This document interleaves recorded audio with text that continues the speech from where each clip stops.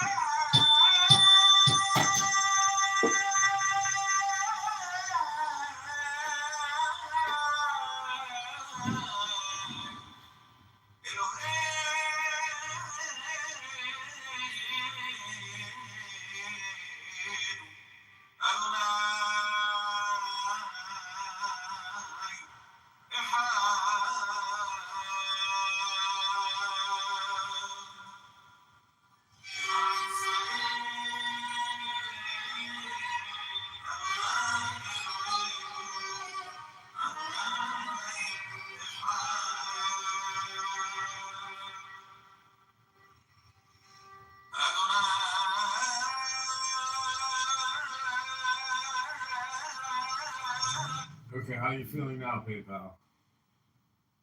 Amazing.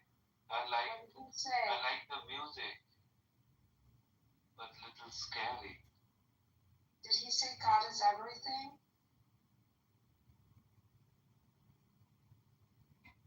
Did he say Adonai Echad? What does that mean? God is one?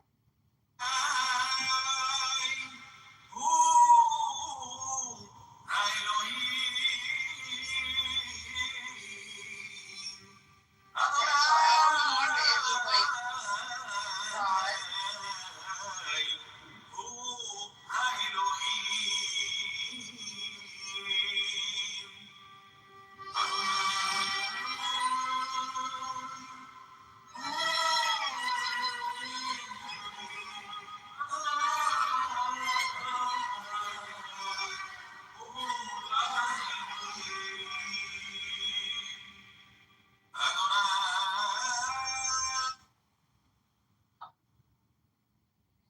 You gonna read a book here at EV Talk? What's going on? How's my quality? Pretty good quality. Yeah, we can hear you pretty good. All right. Let's see. Audio quality normal. Still pretty good. Still got the good quality. Quality, quality, quality. All right. Let's pull up his lyrics. On the corner of Main Street.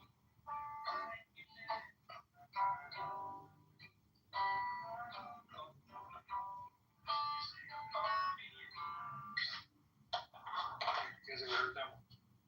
No, I never heard that song. It's work.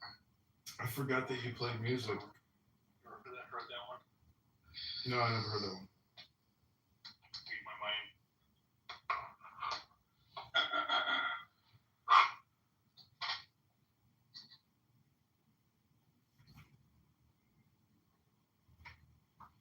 Where's that artwork from on your PTR? Is that Norval Morsa?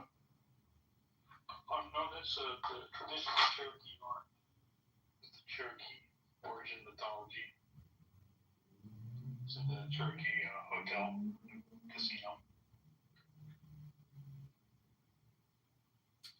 I put a link in the chat. That's the campaign to elect John Kitover for Congress. If you want to give $1, $100, or $1,000, but we're getting signatures this weekend out in Rockford, and I just did a pretty big podcast for about 45 minutes. So we've got press moving, and we've got $600 raised from Clubhouse. Are you signed up? I'm signed up with Are you Antidote. obtaining signatures and doing that process? Yeah, we've got petitions, and we're gathering signatures now. And Who are you running against? Darren LaHood, the rhinoceros vaccinologist and super debt creator. I talked to Augustus Palante this morning. He had a Maha COVID-19 vaccine alert room today. So they're still pushing vaccines. I don't know if you saw the National Institute of like Pediatrics said that they're going against Kennedy and are suggesting all children get the COVID-19 vaccine. Yeah, it's pretty ridiculous. I know, so unnecessary. It's insane. If you're alive right now, you're breathing and you're kicking and you're doing your thing, why the fuck would you go get a COVID-19 vaccine? I need my mRNA. You know what's been the gotcha question that I really figured out from Clubhouse? Like, when they're prattling along about how important it is, the technology, you just ask them when they stop taking their boosters. Every one of these loudmouths decided at some point to stop taking boosters by making a personal decision. They say trust the science for everybody, but they don't trust the science. Not everyone fully boosted. People are also addicted to testing themselves for COVID-19 still. People have all these old tests around, and if they've got the flu or whatever it is, they're just like, you know what, I'm going to rub this on my nose and see if I'm positive for COVID-19.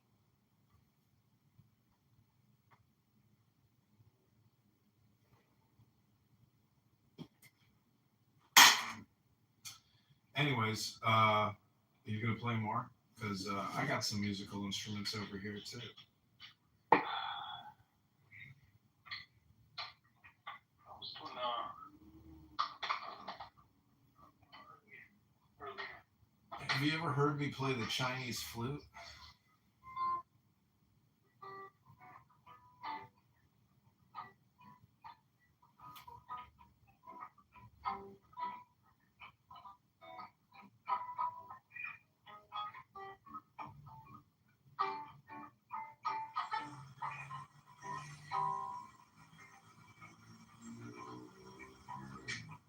Nobody on the road, nobody on the beach. Here in the air, summer's out of the reach. Empty lake, whoops. Empty lake, empty streets. Sun goes down the road. Go light your house. No one home. That's right.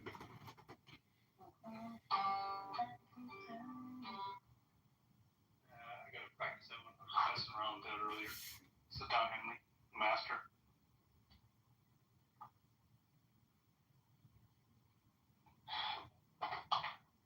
Freezing up. I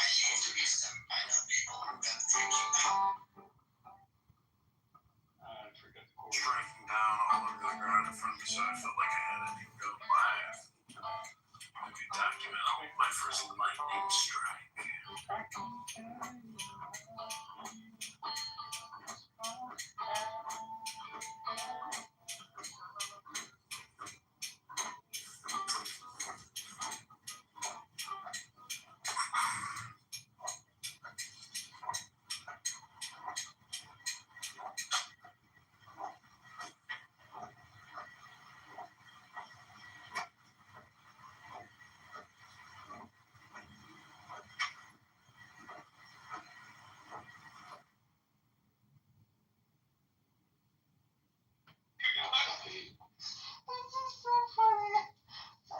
Arabs roast each other. Nothing is more exciting than that.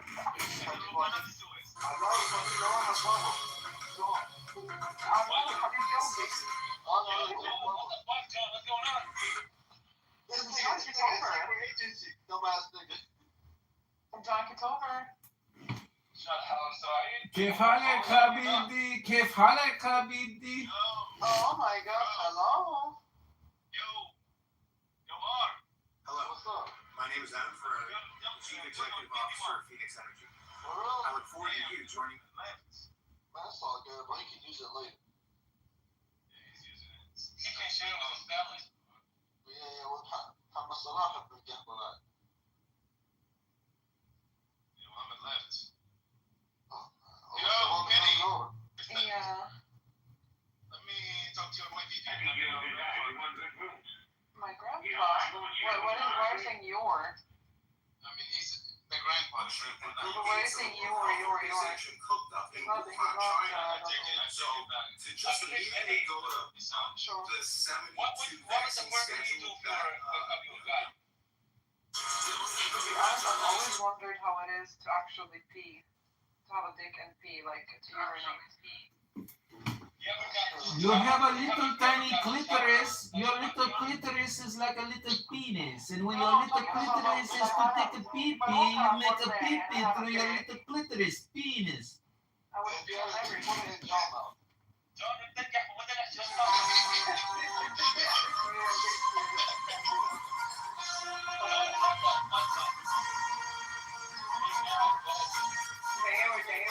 I would actually feel better.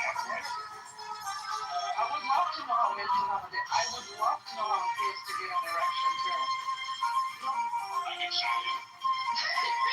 I said I want to know how it is not to feel it. I want to feel it to have it. No, okay.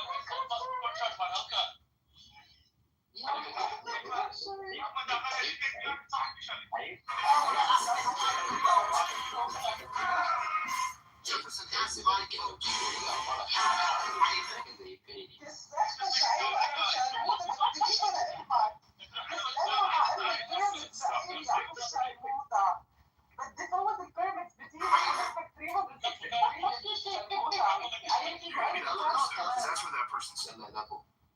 وأي أخبار إيه بأم كلثوم. You wanted the pyramids off the spot? Yes. And I understand that. That part. And I said I'm gonna spend him 360.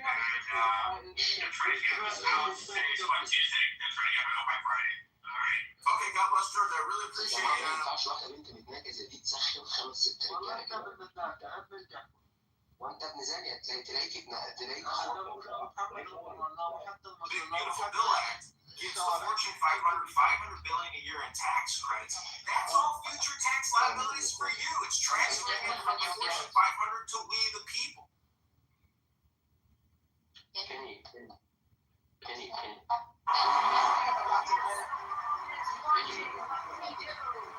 So you would like me to suck your dick, is that correct?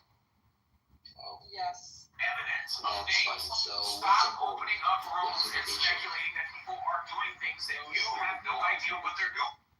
Fuck you. Hold on. Simon. When your team they silent, okay? In a vaccine industrial complex. It's not a vaccine and diet. This is not you targeted message. What the fuck you are, nigga? You in class or what? Talking about 2 sounds, dumbass nigga. Why don't you show Miss Nazareth some respect instead of asking such questions? Wait, who let the blacks in here? No blacks. Yeah, the blacks. Yeah, guys, remove any black people from here. Yeah, this is a Muslim room. So predominantly Muslim room, so No, I'm not a Muslim. no, I'm saying it's a predominantly Muslim room. There's a lot of Mohammedans in here. So like we can't have black people in here because Muhammad hated black people. Muhammad did hate black people. He said yes, no, he said respect the Ethiopian even if he has a head like a raisin. And he said that the gen on your left shoulder is black. Fuck you. So is the dog. Use the left shoulder. By the way, يا محمد هلا انا فهمت لك يا ابن الشرموطة لانه انا هلا Exactly. يا ابن المتنكة يا ابن اليحبة بدي العالي بديت امك يا ابن الشرموطة بدي امك وبدي فوت البيراميدز بامك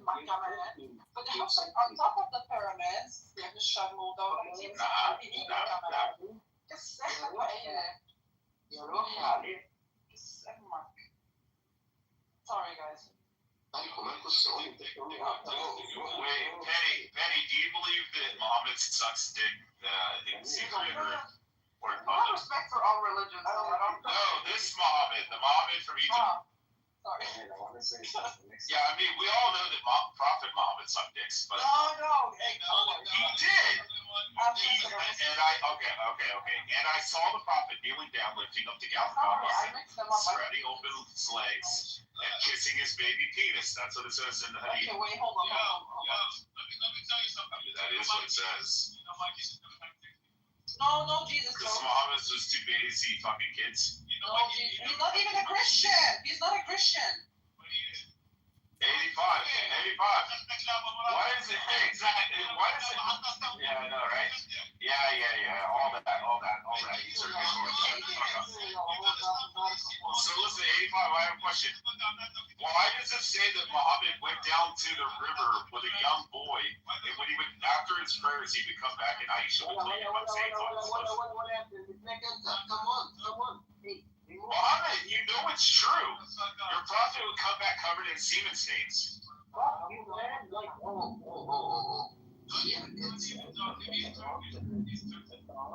it's not. No, it's not. Shut the fuck up. Left shoulder, do not talk. Do not talk left shoulder. Bro, you're left shoulder, bro. Muhammad hates you. Prophet Muhammad said you're a dog.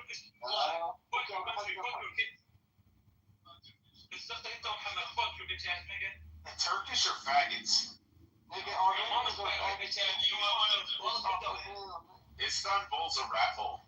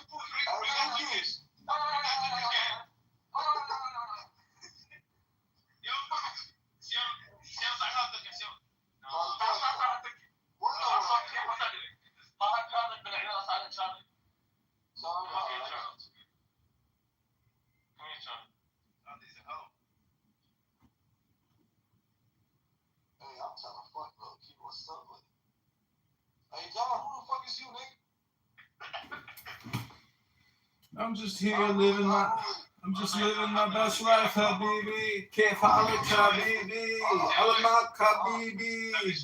كيف حالك حبيبي؟ علمك حبيبي. وين متحطط الحجاز حبيبي؟ كيف حالك حبيبي؟ وين محطة الحجاز حبيبي؟ اي والله.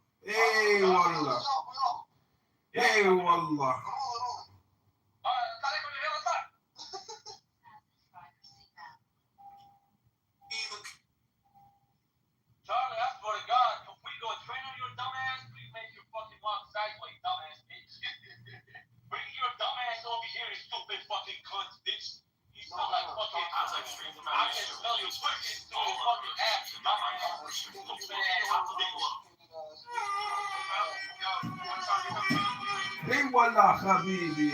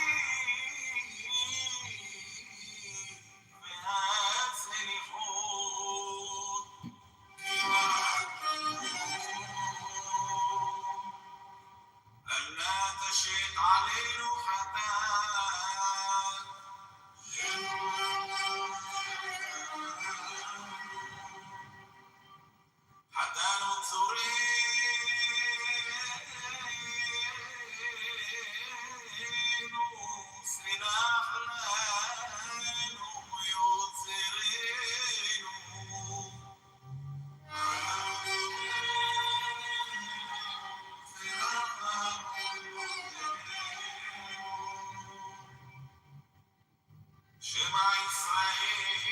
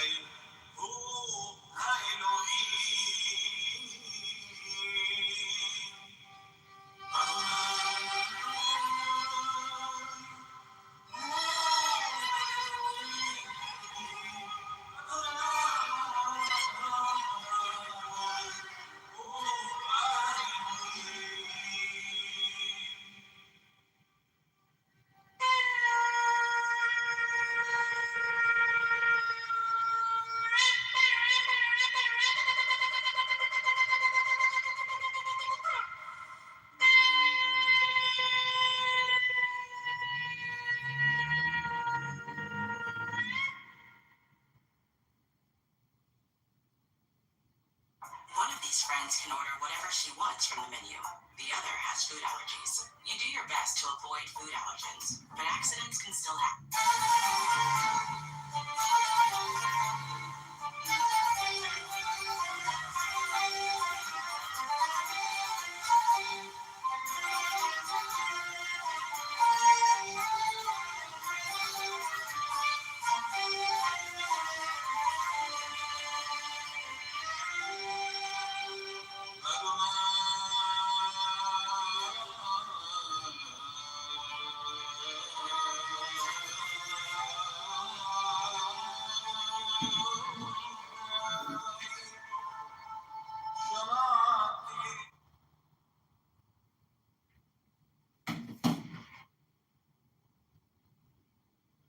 In our quest for the truth, Jesse, Honest, John, Jay, oh boy, Kaparobor,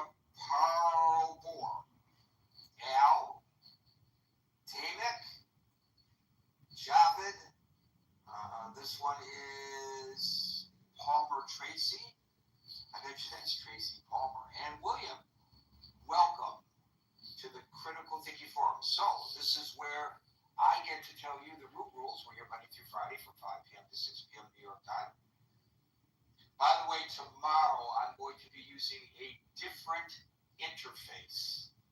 And I'm going to rely on Alan, who's got extremely well-developed auditory capabilities, to tell me whether there's an improvement or a degrading of the audio quality tomorrow. Alan, this is your assignment, if you care to accept it. And you know the rest of that. The tape seconds. Okay, so anyway, we're here Monday through Friday from 5 p.m. to 6 p.m. New York time. Top of the hour, I will give you my opening salvo, which I hope encourages you to come up on the stage and join us as Alyssa, Jim, and with great trepidation, John. Why great trepidation, Gary? I'm inviting him up to the stage, Scott, because he's your friend, and I am going to hold you responsible for his conduct. I will gladly be responsible for my good friend, the candidate, Congressman hopeful, John Kitover. I will tell you one thing: if John gets elected to Congress, you think when George Santos was there, Congress was, an interesting place to watch? You think that Marjorie Taylor Greene, wait till John gets in there? They're going to say those people were vanilla. He's Nothing. the real Vanilla compared to John. Vanilla. Okay. And John, no more memes in the chat. Thank you. I know you'll probably come back under another nickname. We do not want memes in the chat. It's a serious discussion, and we will keep it that way. Anyway, boy, I'm going to run out of time here. I will call people in the order in which I see them, which may not coincide with the order in which you see yourself. Worry not if it appears that I've skipped over you. I always get to everyone. Unlike many of the other rooms on Clubhouse, we speak one at a time, and we endeavor to not interrupt one another, and we endeavor to treat each other with a degree of decorum and respect, and for that, I thank you in advance. Generally speaking, after people speak, they're removed to the stage to the audience, not punitively, but so that I can maintain the order without getting lost. If this happens to you and you want a second go at it, raise your hand, time permitting. You will be given a second opportunity since we are here from 5 to 6 p.m. New York time in about 5 minutes to 6. We will no longer be inviting people onto the stage, but if you're already on the stage and in queue at the 6 o'clock hour, we will go into extra time to give everybody an opportunity to speak. Welcome to the Critical Thinking Forum. That's the fastest in history. A new record by Gary Baumgarten. Kitover, John, welcome to the stage. I don't think I'm going to have time to welcome people individually who have subsequently joined the audience, but welcome to you all. And Tiger, congratulations for having the fortitude to come up to the stage after yesterday's discussion. Maran, welcome to the stage. Seconds away from starting at the top of the hour, literally. Barbie, welcome to the stage. Welcome to the Critical Thinking Forum. We're here Monday through Friday from 5 p.m. to 6 p.m. New York time. Today I wanted to delve back into what's really going on with Mr. Putin. And I think now there was a lot of speculation when he went to Cambridge about whether that was all form and not substance. And I think a lot of it was a criticism of the president, but really the critique should have been, I think, and I think we're all potentially guilty of this, if I'm correct in what I'm about to say, the critique really should have been about Putin. Because it seems that Putin is playing the president, he's playing Zelensky, he's playing the European community and NATO, he is playing the world. I don't think he has any intention of meeting with Zelensky. I don't think he has any intention of ending this war. His intention is exactly what it was when the first time they invaded Ukraine, and then Ukraine was promised security guarantees, whatever the hell that means. You know, we say things, and it sounds great, but what the hell does it actually mean? And, well, we gave them the security guarantees, and what happened? Well, Russia, just when he was ready, just marched right back in, literally. And so what were our security guarantees anyway? But the more important thing is what's going on the ground right now. And I think those of you who have been watching the chat probably are not surprised that I am moving in this direction, because the day of the meeting in Anchorage, while they were meeting, they intensified their attacks on Ukraine. And the subsequent day, they intensified their attacks on Ukraine. And I wrote in the chat, and folks who are uninitiated, the chat is linked above. It's a Facebook Messenger chat for Critical Thinking Forum users. It's open 24/7. Feel free to join and participate. I use the terminology, Putin is flipping the finger at the world. And now, without question, because the president said as recently as yesterday that the Kremlin has indicated that Putin is ready to meet with Zelensky. And all the speculation was, well, where would they meet? Who would be there? Would Zelensky be safe? Because, they tried to assassinate him. And all of that was wasted rhetoric, because he has no intention, in my assessment, of meeting with Zelensky. So today we learn, in spite of what the president said yesterday, the Kremlin has not formally agreed to meet with Zelensky. So it's all BS. Like most of the stuff that comes out of the mouths of politicians and diplomats, BS. It's totally meaningless, except it's not meaningless to the people who are being killed. And when we say people are being killed, This is the Gary Baumgarten let me podcast point on out Clubhouse. something that we rarely talk about with specificity, but it is so necessary to do so. Unlike in Gaza, somebody tried to make the comparison.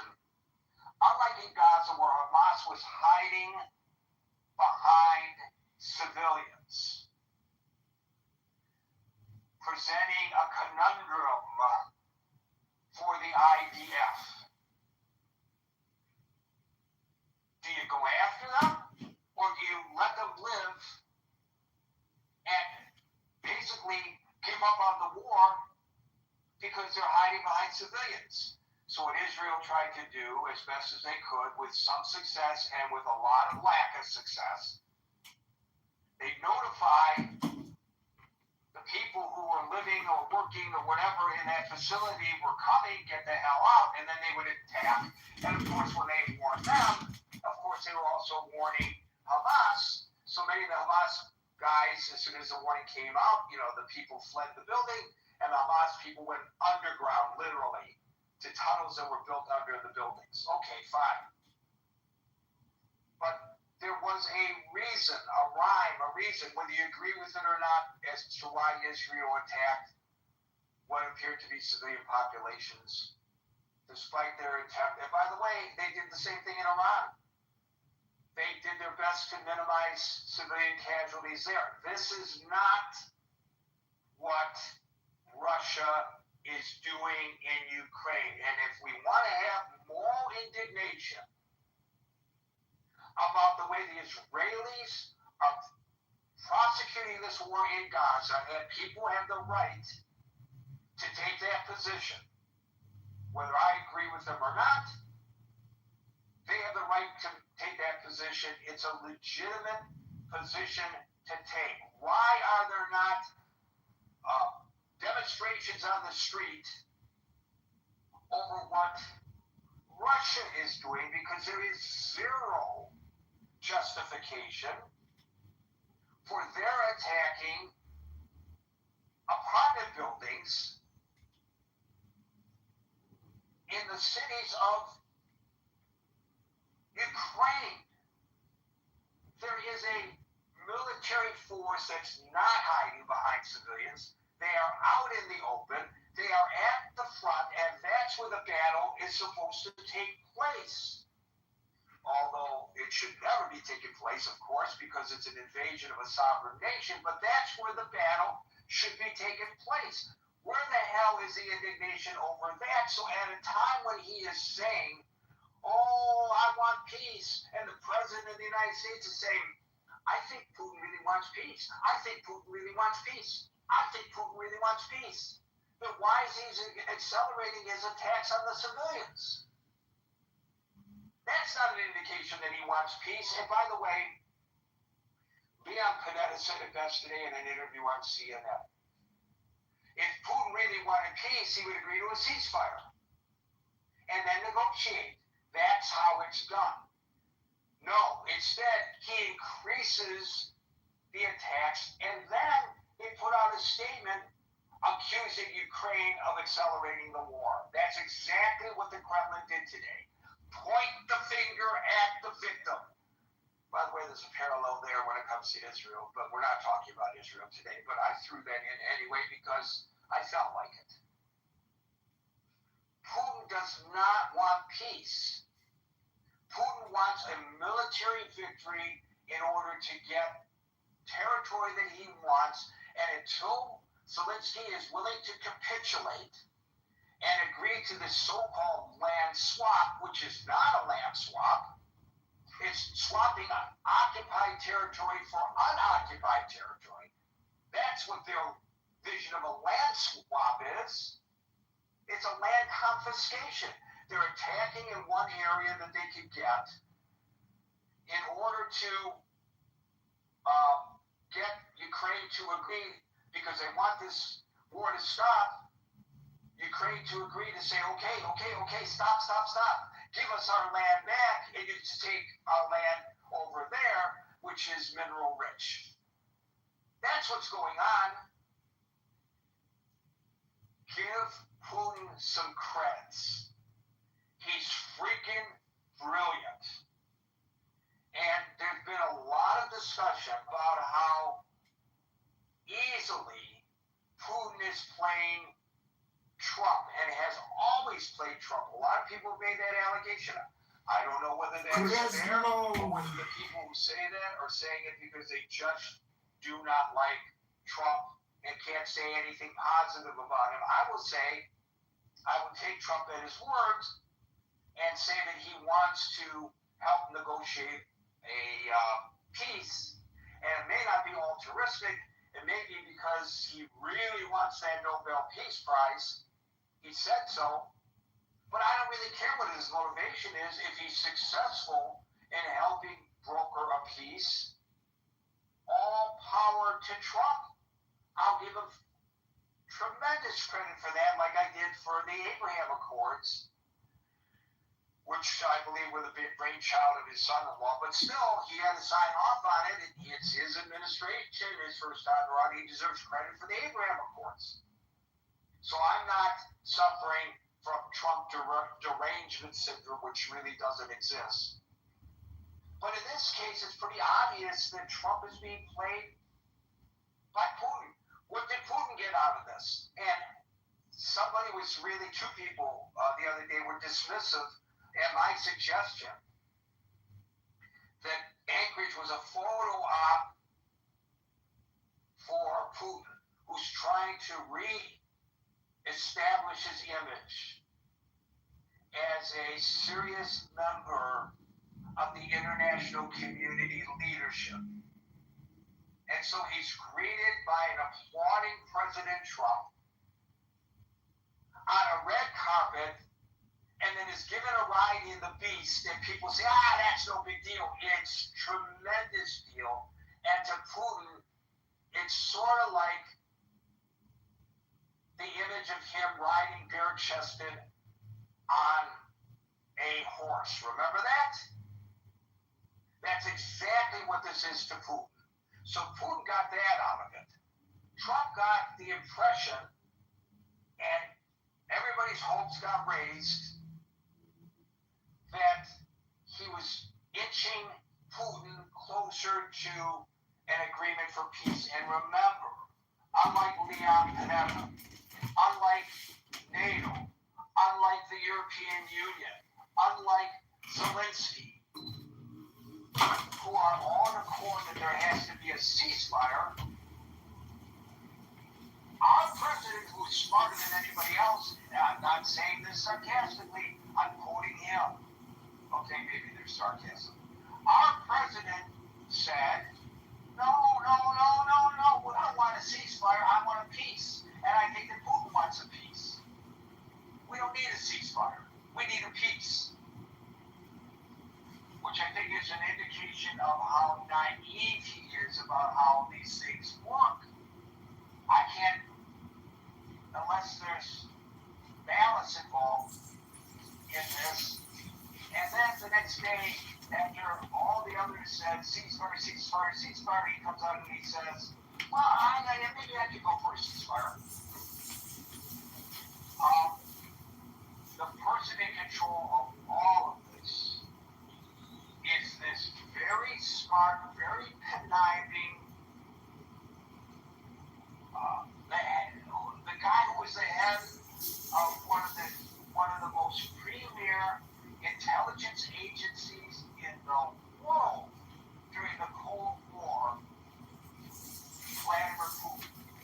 I can see it no other way. He's playing us all. In Gary's opinion, your opinion may be different. I'm going to find out right now by calling people the order in which I see them, and today that order begins with Scott. Gary, great to see so many friends on stage.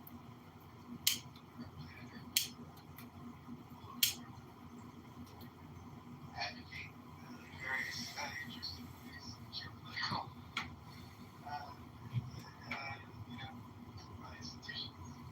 Good to see the Congressman candidate, Congressman John Kitover. It's a battle. Get on the ballot. Also, my friend Alan was a great version of that. Gary, maybe you'll be a guest. It's fantastic. Great choice.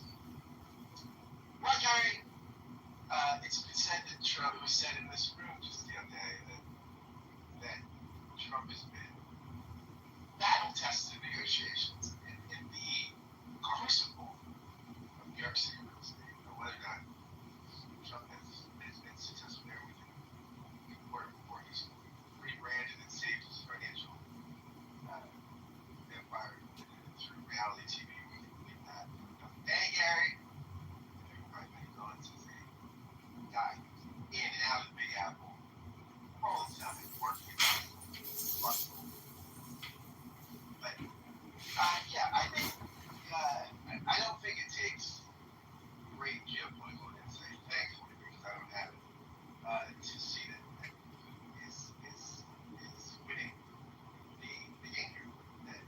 That look, Jerry, you brought something up about Trump not wanting a ceasefire, wanting a peace. I think there's something to that, and also I think Trump is focused on process, not substance.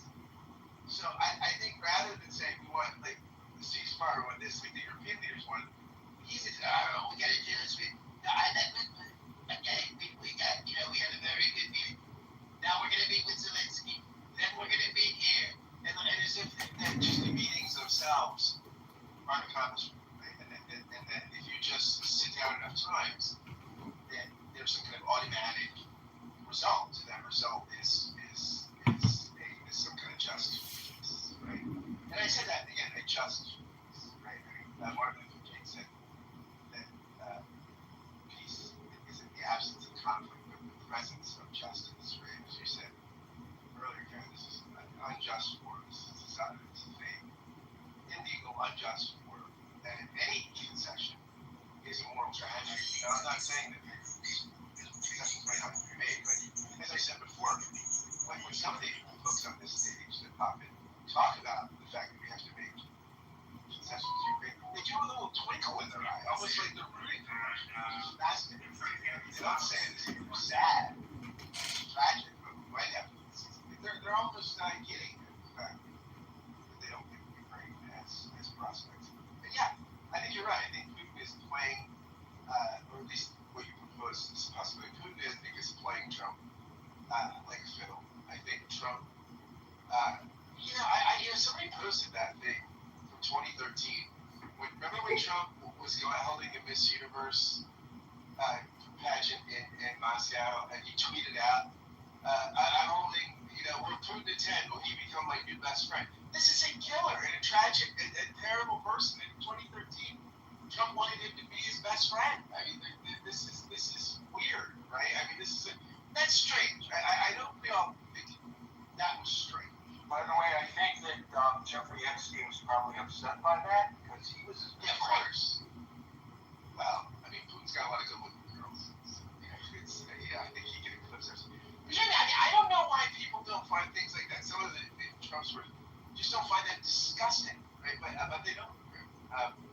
It's as if it's like what Trump said. I can go out on Fifth Avenue, okay? I can shoot somebody and I wouldn't lose a single vote.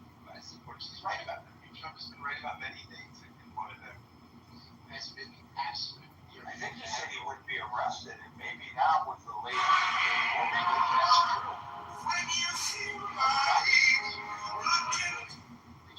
They can't lock Obama up now for all the planning to steal the election, all the Russian propaganda.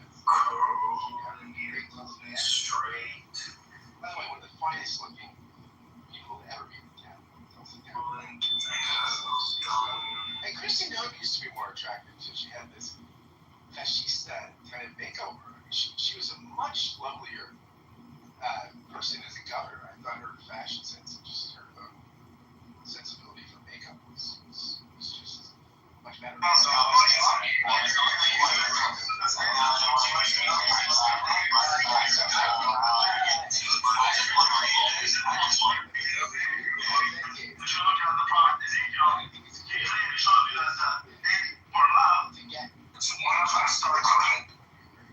To make sure Ukraine never enters NATO or the EU, and to make sure that he's got to weaken Europe, right? And that his legacy is a sort of revived Russia, one that begins again to inspire his former coordinator of the Soviet Union. And I think in a way that, it's the way that, some crazy that always runs Kitover.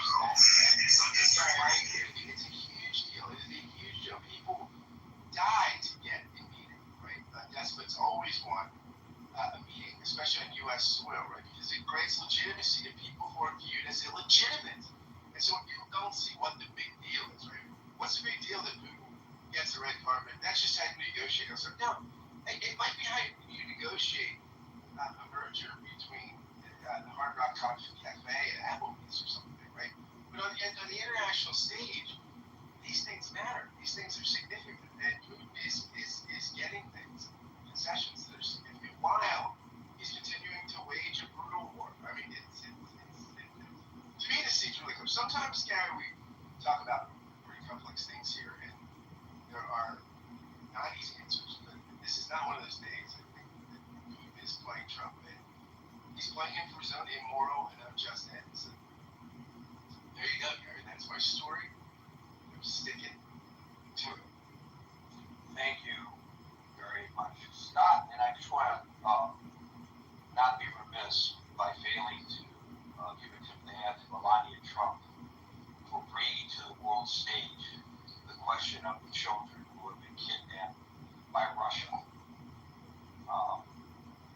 Her husband didn't do it, but she did, and now he's forced to address it. I believe that she's absolutely the lead on this. She wrote that letter to the Kremlin begging Putin to release the children. I think she's heartfelt in that approach, and I want to give her a lot of credit. A lot of people have criticized her because she's been an inactive first lady, as if first ladies have some responsibility to be active. It's their prerogative whether they want to involve themselves in issues or not. It's not mandated that they do by any stretch of the imagination. But in this case, I give her a lot of credit for actually getting involved, and she's got the bully pulpit, and there needs to be discussed now. And people who may have eluded them that this is part of this war that nobody's out on the street protesting against, on Columbia University's campus, in Times Square, at Harvard, at UCLA, at the University of Michigan, where are the encampments demanding that the children be returned? I call on these people of goodwill to come out again and demand that the children be returned. They're not choosing to, sorry. No Jews, no. Get a picture of Russian soldiers in Yarmouth. Yeah, they'll be protesting. They'll be protesting, yeah. Thank you, Scott. We'll go to Dave next with heads up to Alan. You follow me. Dave. Yes, so Gary, we have an opportunity here, just like Israel fighting Hamas, you say the communication warfare right now. Right now, we need to gear up the communication warfare. Just like you say, the world should recognize Putin has zero sincerity in having this talk, because during the EU leader meeting at Washington, Putin already, organizing Belarus, about 40,000 rushing to the border with Ukraine. I don't know if you know about this. So absolutely a kind of middle finger to all the, European leader at Washington DC together with Trump.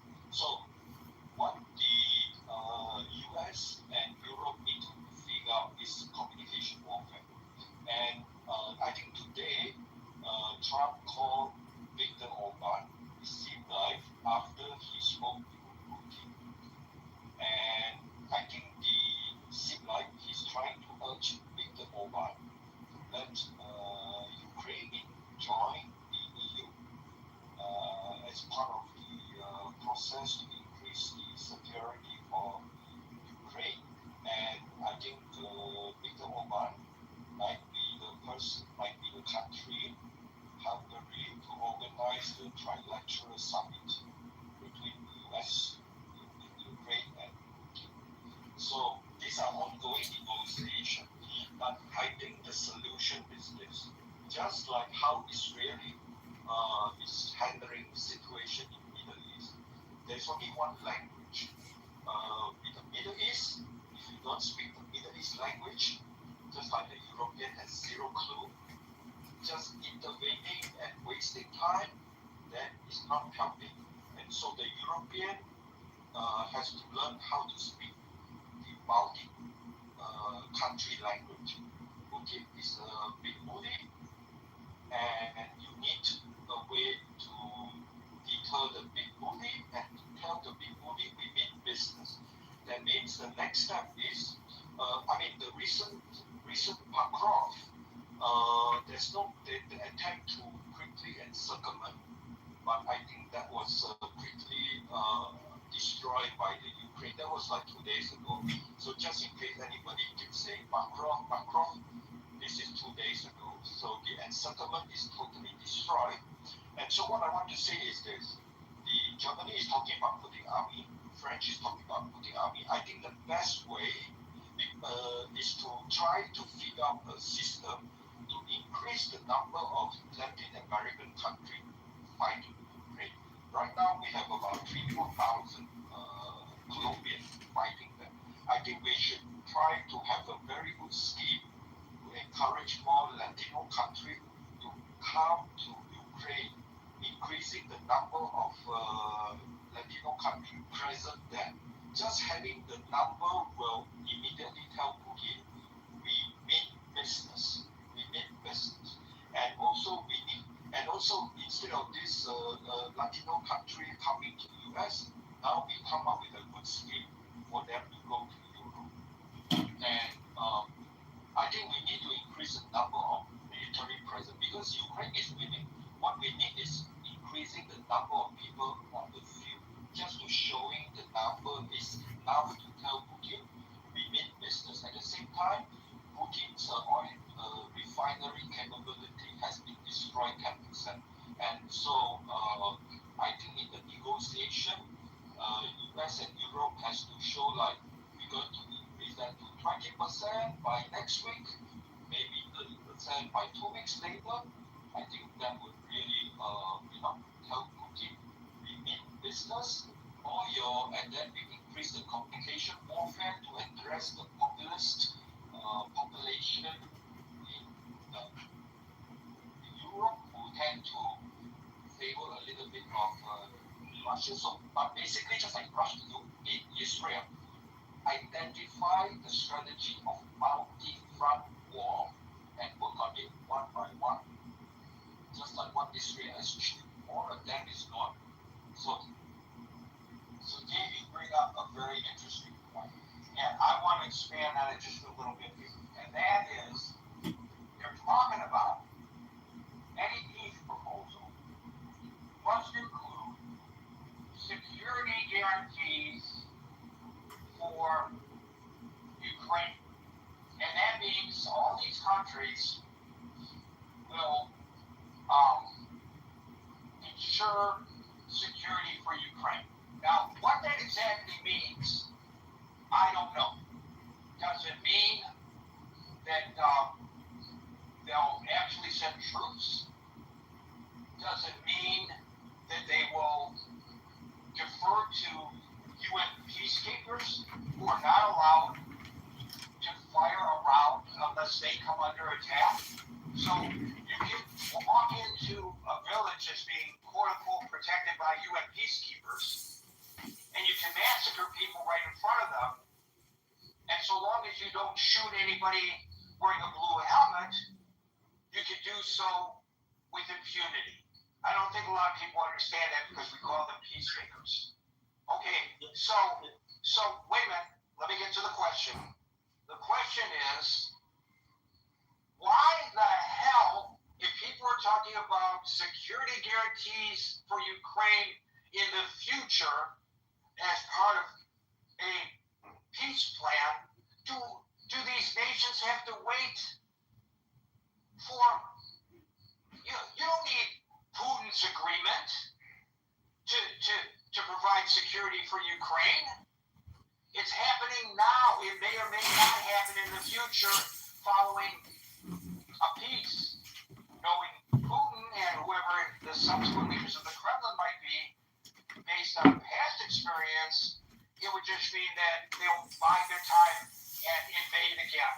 But okay, why, if you're so concerned about a security guarantee for Putin, why don't you unilaterally, what do you need? I mean, for Ukraine, why don't you just unilaterally do it now? Why do you have to wait for Putin's approval? What is he, your daddy?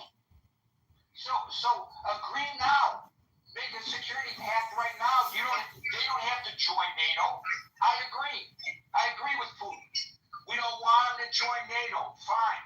But the NATO nations not acting as NATO can say, we're going to provide a security pact. They can all sign on to a security pact for Ukraine and go in there right now. And by the way, the president said, again, changing his position from one day to the next. He said one day that he would consider sending U.S. troops in as part of his security guarantee. And then he said, no boots on the ground, but we'll provide air support. I don't know what air support means, but if it means dropping bombs on Russian troops, if you really are saying that that's what you're going to do, why wait? It's happening now. Why not? I know I'm going to sound like a warmonger here, and people are going to say, oh my God, if you do that, you're going to start a direct war between the United States and Russia, and you're playing around with an itchy finger on the nuclear bomb and all that kind of nonsense. And maybe so. But I'm just saying that if that's your concern, based on what I propose, then that will be your concern the next time we go through this security guarantees agreed upon or not, right? So what does it mean, air support? Why do we have to wait? When I say we, I don't mean the United States. I mean the world community. Yes, Dave. All these European leaders, including Trump, they fear the most is putting boots in Ukraine because they fear the opposition coming from Democrats coming from populist population in Europe. So that's why no waiting. They already speak the language. That is immediately send Marco Rubio to Latin American country, figure out an incentive to bring as many Latin American trained soldiers now just to go there, just to be present there, has no violation of NATO, nothing, but just to present there with the prospect that if they go through the program, they might allowed to stay longer, eventually become a European citizen. I think this is listen, instead of rounding up all these illegal aliens and detaining them and throwing them out, why not create a mercenary force? And if they join the mercenary force and they go to Ukraine to fight the Russians, if they survive and they come back, then we fast track them to U.S. citizenship. How about that? Those Colombians already there in Ukraine, 3,000-4,000, right? They are, they don't speak Ukrainian, but the leader are trained, and They don't have to speak Ukrainian. All they have to do is follow orders. Thank you, David. But Let's move on. I want to move on. The important thing is just having enough number present there. Got the point, and I underscored it for you, and we're going to move on. Thank you, Dave. Thank you. By the way, I've long said that if the illegal aliens were given opportunity to provide service to this nation, and it wouldn't have to necessarily just be in the military, but in other areas, as a path to citizenship, I bet you most of them would grab on to that opportunity if they're able. Alan? Gary, that was incredible. First, I do want to thank my good friend Scott for his reference to my form and also for his reference to the beautiful women in the cabinet. I mean, we've had Frances Perkins, we've had Janet Reno, we've had Hillary Clinton. I mean, haven't you ever heard the phrase, beauty is in the eye of the beholder? Okay. That's interesting coming from you, but go ahead. Okay. I accept your invitation. I appreciate being included in your forum. I would say sound is not the most important thing, but the UI to Clubhouse, and I hope what you're going to get, it only affects it doesn't negatively affect your UI. No, it's going to actually positively affect my able body. What it might do is degrade or improve, and I want to know. I just want an air check from you there, Alan. Just an air check. That's actually a mic check. Okay, good. Herman Cain. I'm thinking about publishing a story that Herman Cain died of Trump derangement syndrome. And if you think about this seriously, he actually did. He refused to get his COVID shots, and he died. And so I think Trump derangement syndrome may be fatal. So I'm not so sure that politics should be entertainment. When it is, people die. So actually, I think Trump derangement syndrome could have fatal results. I know you've got the candidate coming up. I do want it to be very clear that the candidate did say in my room that he thinks Trump should be impeached. And I do have it on tape. So he can't go back on that. There is a Republican who believes Trump. I hope you guys hear that clip because I'm screaming my head off. I'm asking him if Congress should arrest and impeach Trump. He's like, yes.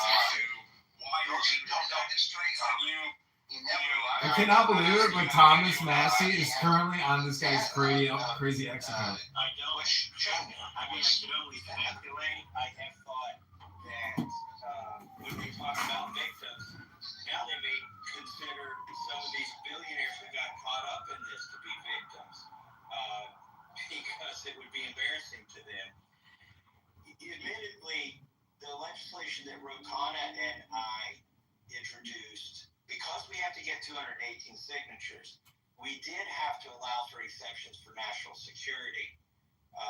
But I think there's still a space in there where they are obligated to disclose if Epstein was part of our national security apparatus apparatus or Israel's national security apparatus. So I am concerned about the redactions. One question I don't know the answer to, but I suspect I do. I've got a suspicion of what the answer is. 10 members of the Oversight Committee go view the unredacted documents. So, for instance, Marjorie Taylor Greene's been a champion on this. She serves on the Oversight Committee. I used to serve on the Oversight Committee before I moved to Judiciary.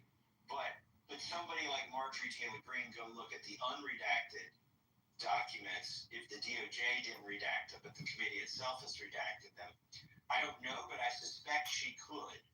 And I suspect with a motion there when the Oversight Committee meets, they could probably the membership could probably grant themselves access to the unredacted documents. And of course, they'd have to view those in some kind of SCIF type setting.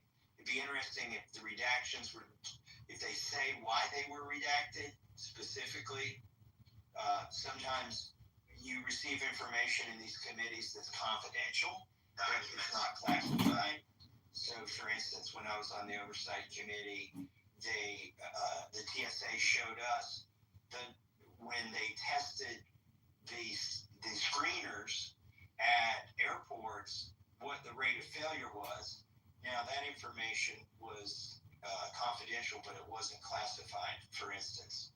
So we could view it in a room. We didn't have to go to a SCIF. It'd be interesting to see what level of classification, if any, they try to apply to this.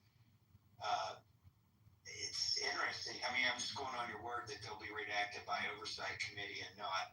I was reading, that was the statement that the Oversight, I'll put it up in the Jumbotron. Here's something else in that same vein that's interesting. Former Attorney General Barr testified, and they didn't do that in an open hearing. They did it, it's in a closed room. And typically, if you're a member of that committee and you have enough heads up, you can go and you can attend those. I'm going to see if I can get some of my friends on the Oversight Committee to fly back in town and attend some of those other transcription testimonies that happen behind closed doors. Because if you can't get the transcript of former Attorney General Barr's interview, it's almost like a deposition. If you can't get that, the next best thing is to be there, and you can actually ask questions if you're on that committee. So I'm going to encourage some of my colleagues to see if they. Is it not true? Okay, many citizens, U.S. citizens, don't know this, but Congress, particularly House members of Congress, have what is called ultimate free speech protections. And so what that means is that if they read something into the congressional record on the floor, it doesn't matter what it is. It doesn't matter what it is, that they are protected by that law, by the First Amendment. Did you know that? It's not the First Amendment. It's called the Speech or Debate Clause, and it is in the Constitution. And so you have like super First Amendment powers if you're in Congress. There has to be a legislative nexus.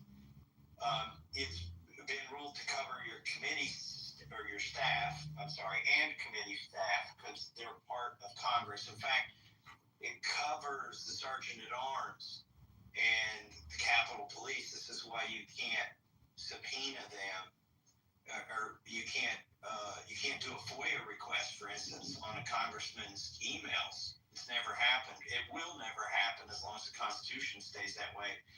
And it's important. I mean, I know everybody tends to want Congress to live under the same laws as the rest of America, but our founding fathers decided that it was important that congressmen couldn't, for instance, be sued for defamation for anything they said on the floor of the House. They couldn't be put in jail for releasing national secrets if it's said on the floor of the House. And I know what you're thinking, but here's the problem. How do you get those documents to get them to the floor of the House and read them? They keep you from, I've been in SCIFs, I've been in settings where there's only one copy of them and they prevent you from taking them out, and you're not allowed your phone in there. You can't even go in, take notes, and take the notes back home with you I had this issue when we were trying to get the 9/11 report released. I could go into SCIF, I could read it, I could come back out, I could compare it to the redacted version, and I did that a couple times to try to figure out what they had redacted and what the American public couldn't see that I could see. But I can never take that out of there. So it's not like you can get the Epstein files on a jump drive and release them.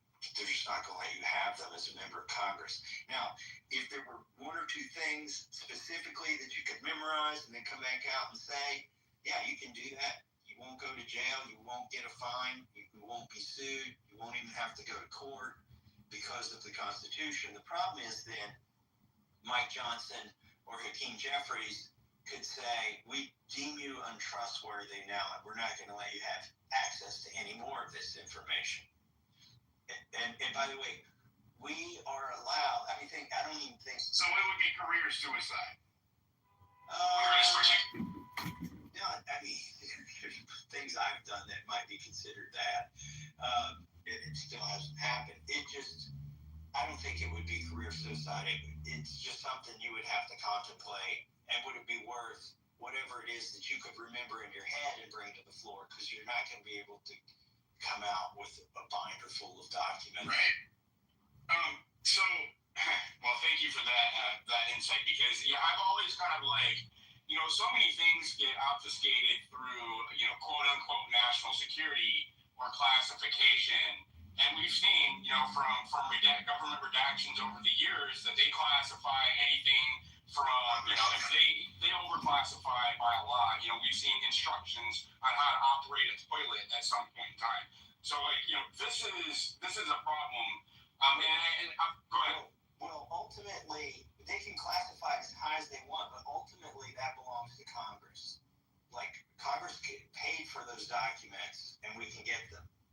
And then it becomes a matter of whether Mike Johnson and the committee chairman will let other members see them. And so it kind of grinds down into that. Do you think that MTG is going to be able to get a look? I don't know. I talked to her. I'll see if they can. There are other people they're going to call, and it might be the case that even if she couldn't be there, there might be other members who would be able to be there present. They schedule these depositions, by the way, at the most inconvenient time, because they don't want rank and file members in there. Because if you're in that meeting, you can ask questions yourself. Let me ask you real quick, what did you think about the exchange that went there? Comer put out a statement on what was said to a greater or lesser degree, and he pretty much, he said that Trump wasn't implicated, and then the Democrats were. It was really partisan on both sides, to be honest with you. I saw. I thought the news reports were stupid. That was the headline. Trump is not implicated. Trump is not implicated. We're not going after Trump. What we're looking for is justice for the victims. I never assumed he would be in there, but they somehow, I feel like that was the distraction to make that the headline, that Trump wasn't implicated. Well, that's not why we want these. Now, maybe some Democrats would hope and wish that he's implicated. But what Ro Khanna and I are looking for is for justice for the victims. And by the way, I'm not sure if we mentioned this in the other space, Ro Khanna and I have scheduled a press conference in front of the steps of the Capitol on September 3rd, when it's the first full day that Congress is back in session. I think it's at 10 a.m. when we're going to do that. We'll have survivors who've never spoken publicly before speak at that press conference. So here's the interesting thing about that. This puts to bed all those people who they're just throwing up smoke and mirrors, but they say, oh, Congressman Massey and Congressman Khanna, they're putting these survivors at risk. They want to expose them. their legislation isn't crafted well enough to protect them. Well, if that were all true, why are survivors showing up at our press conference to try to help get our legislation passed? That's exactly. The victims are definitely not getting justice here. And when I see the partisanship on both sides, the Republicans and the Democrats, and I see what I think I see is a uniparty strategy to intentionally make this a partisan issue. That way, people aren't focusing on the facts of the case and are perceiving it more as an attack by the opposition party. Right, and I can only imagine the amount of heat that you take when you were talking about, career suicide. Just in reporting on Epstein myself for the last 2 months, the amount of threats and the amount of heat I have taken, doxing attempts, harassment, you name it. I mean, you name it. People, Nazis on my stage. I have Senator Shane from Oklahoma. He's a state level senator. They've experienced some kind of weird intimidation.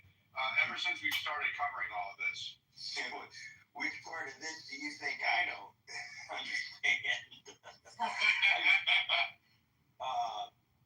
Yeah, when this stuff heats up, my phone battery life goes to about 15 minutes, and I could go sometimes 24 hours without even being able to read a text on my phone.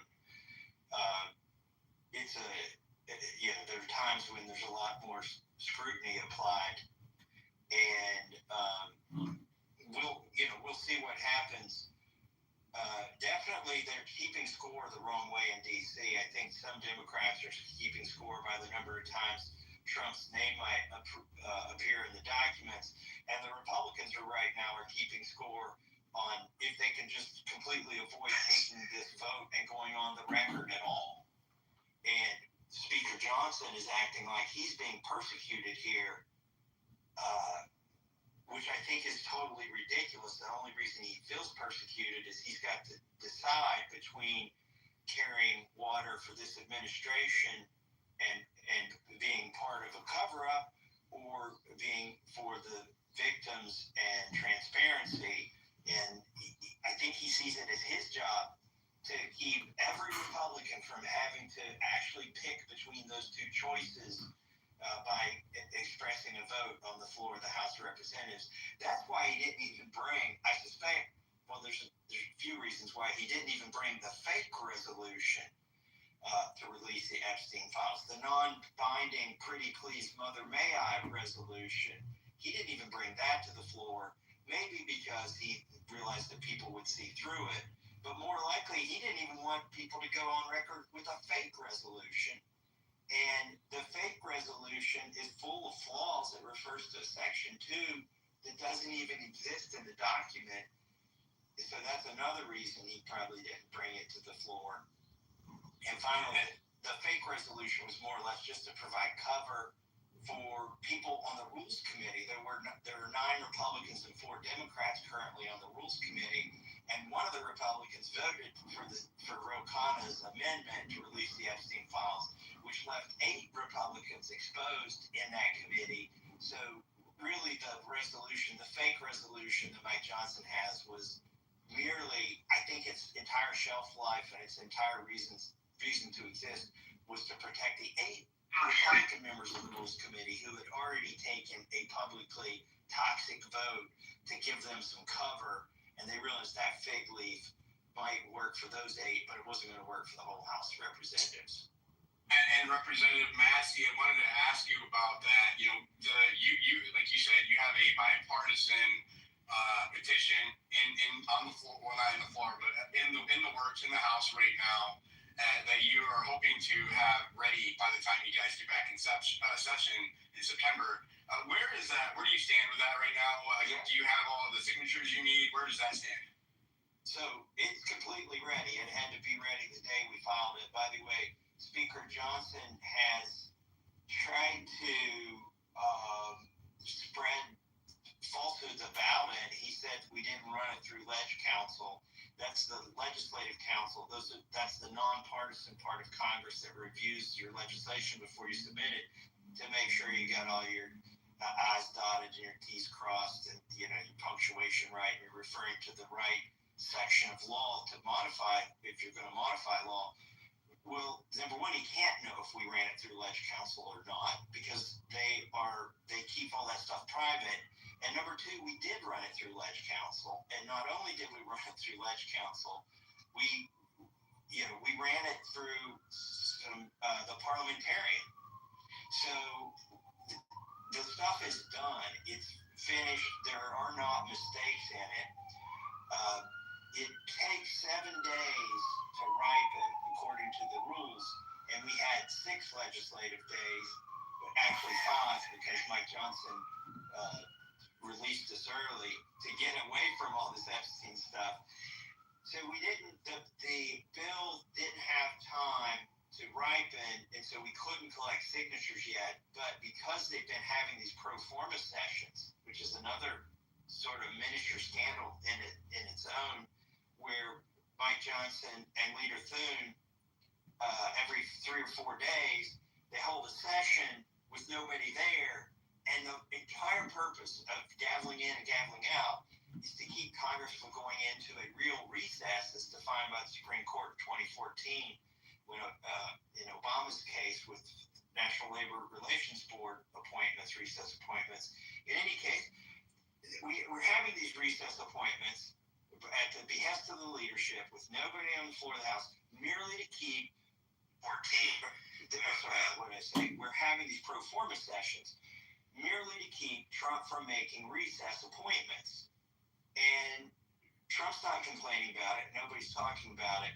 The reason I bring it up was, not to go down another rabbit hole, but to point out now 7 days have elapsed, 7 legislative days have elapsed, because every time they hold one of those, the ticker goes 1 day forward, even though they're not having real business on those days.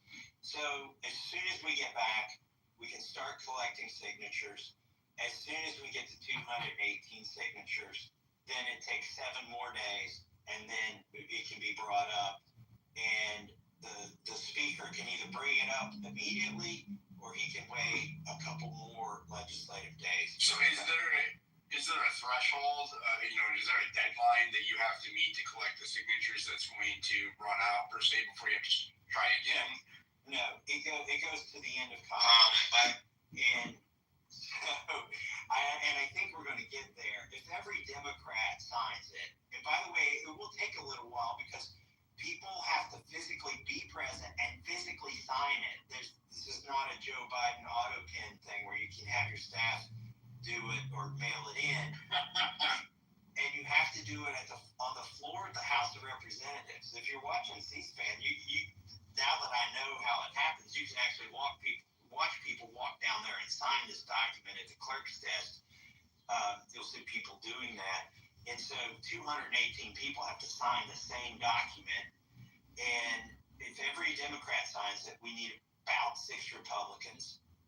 And I have 12 co-sponsors. So even though I can't collect signatures yet, we can collect co-sponsors. And I've collected 12 Republican co-sponsors and a lot of Democrats. But if just 6 of the 12 follow through after co-sponsoring it and actually sign the discharge petition, then we're off to the races. And Speaker Johnson has 2 choices that I can see. He can either let this proceed to the floor for a vote, a debate and a vote. There will be a debate, then there'll be a vote.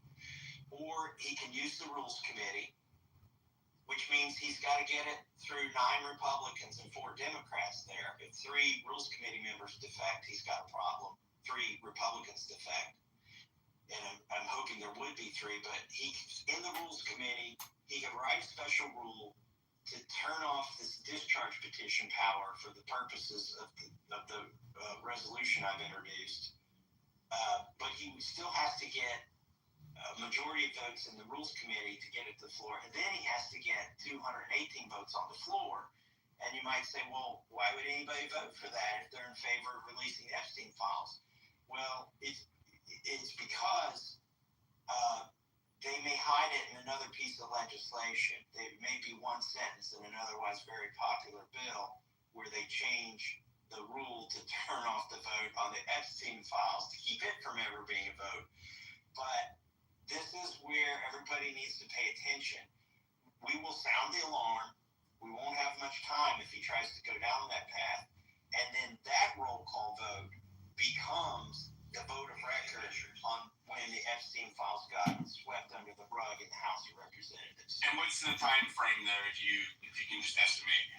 I mean, that's probably a couple of weeks after we come back. So I would say mid-September is when either the chicanery happens on the part of the speaker or we have a legitimate debate and a vote. Okay, well, and what can we do as constituents for our representatives, either Republican or Democrat? Because this is a nonpartisan issue as far as I'm concerned. You know, I voted for Trump. I advocated for other people to vote for Trump last year. I'm a registered Republican, and you know, for me, when there was a delineation and a deviation away from truth and transparency when it came to the Epstein files, that's when I started to have a much more scrutinous eye on not just the Trump administration, but also the Republican Party and Congress, and Democrats for that matter. I started to look at it a far more scrutinous lens. So what can we do as constituents to help you pressure our Congressman to push that through when you come back in September? Well, I looked at the call log yesterday for my office. Out of 750,000 people, one person called me yesterday in a 24-hour span of time. Only one person called me. And it was about Medicare and the Big Beautiful Bill. They were worried that there would be cuts to Medicare and the Big Beautiful Bill. I'm telling you this to let you know the signal-to-noise ratio on phone calls is pretty good. If you got 3 of your friends to call your congressman and ask them to co-sponsor my bill during the August recess, and then once we're back in September, starting on September 3rd, the request should no longer be to co-sponsor the bill. The request should then transition to, would you sign the discharge petition on the Epstein files? You don't need to remember the HRES or HR number. Just it's HRES 581, but ask them, would you sign the discharge petition on the Epstein files? And don't call Nancy Pelosi or the other reps in your state that you can't vote for, because we do have caller ID and the people are going to look it up, see if you're an actual constituent, and they'll let you talk, but then they're not going to write anything down to pass on to the congressman. So only call your rep. It's only one phone call. Until September 3rd, ask them to be a co-sponsor. Once we hit September 3rd, ask them to sign the legislation. And then once we hit 218 signatures, they don't need to sign it anymore. Transition to asking them to vote for the legislation when it comes to the floor. So it's 3 different asks depending on what stage we're in. But right now, it's the co-sponsor stage. The next one will be please sign it stage. And then the 3rd stage will be please vote for it. So then every time I host a space about Epstein, my ask will be, please call your representative and co-sponsor Representative Massey and Kana's bill about the release of the Epstein files. And then I will use September 3rd as a lightning rod, especially when we have the victim statements up there. I'll host a space. I'm going to cover that event in spaces. I might even come to DC in person. We'll see.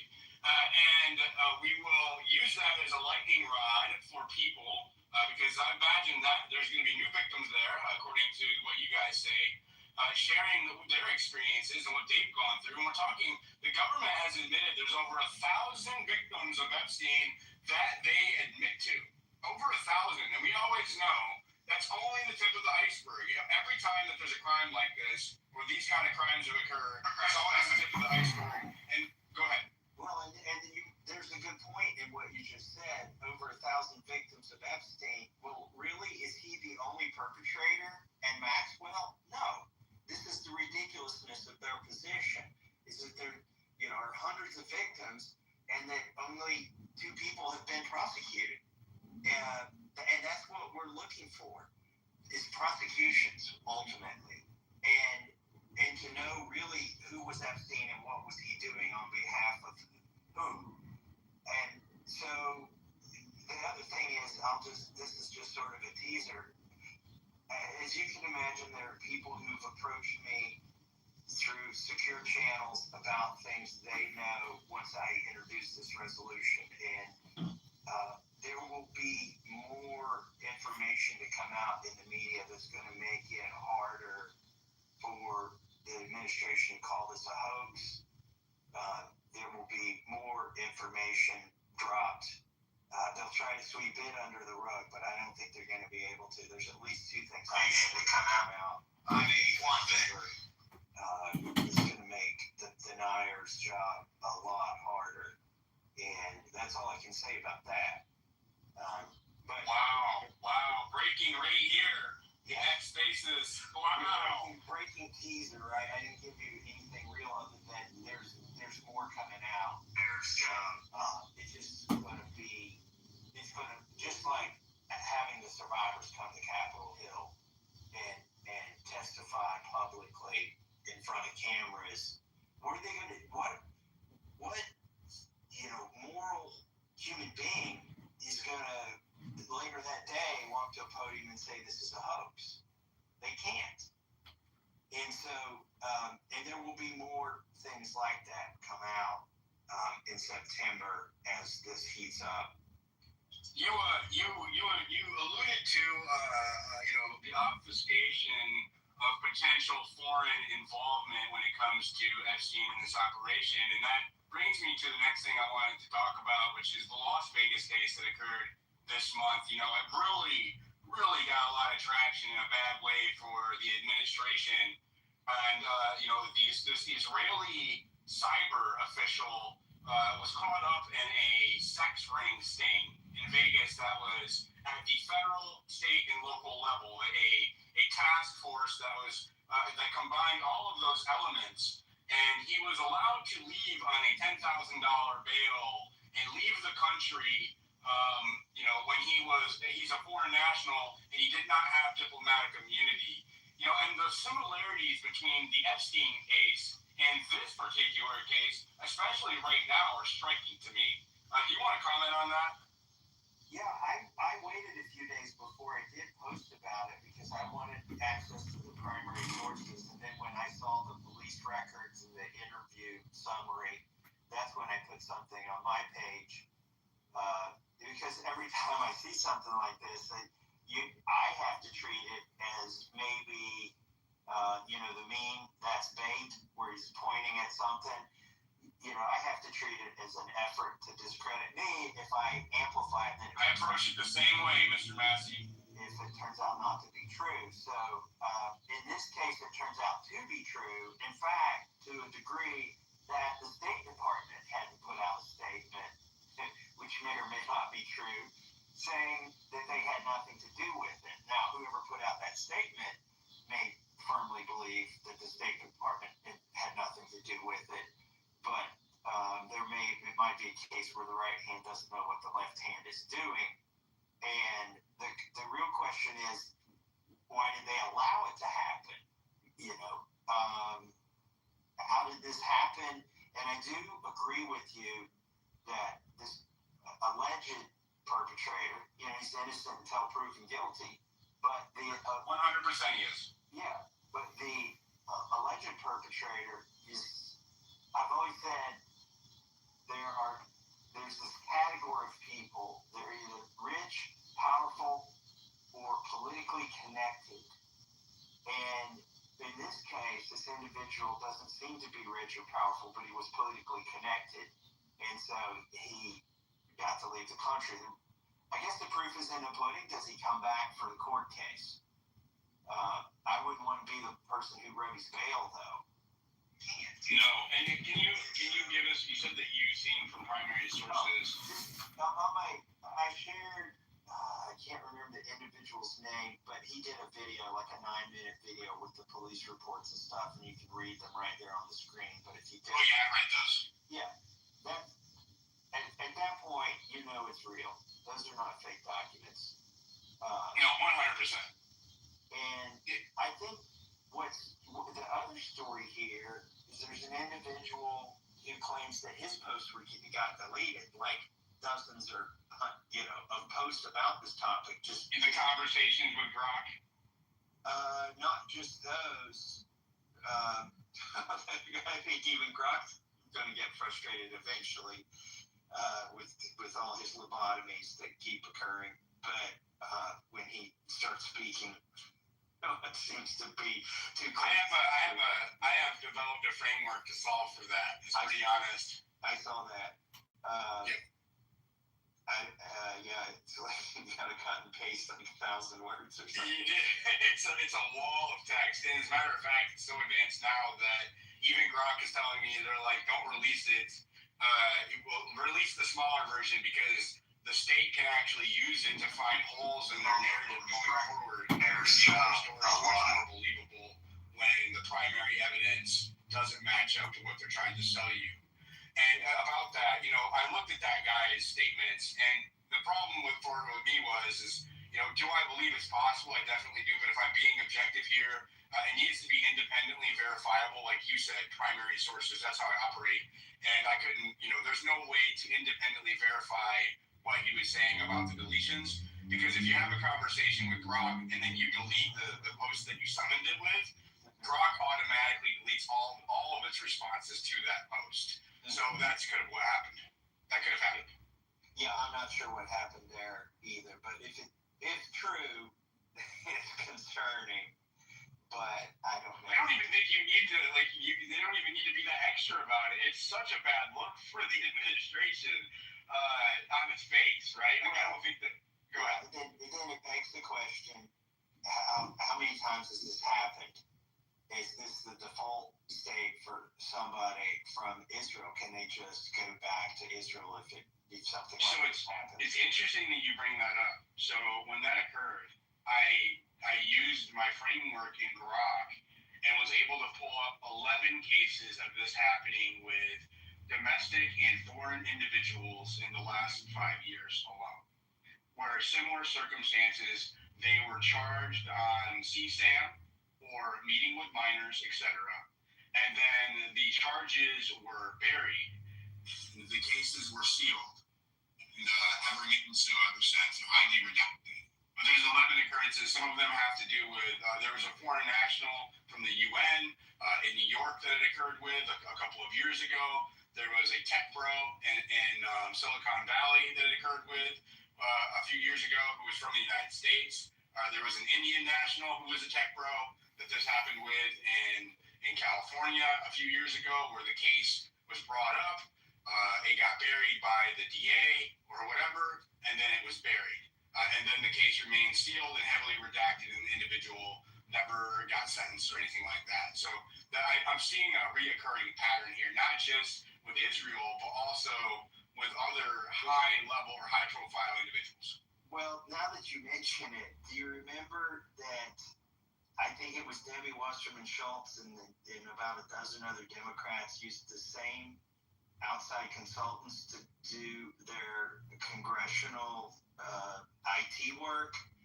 I think I'll butcher the name, but like Aswani Brothers or something. In any case,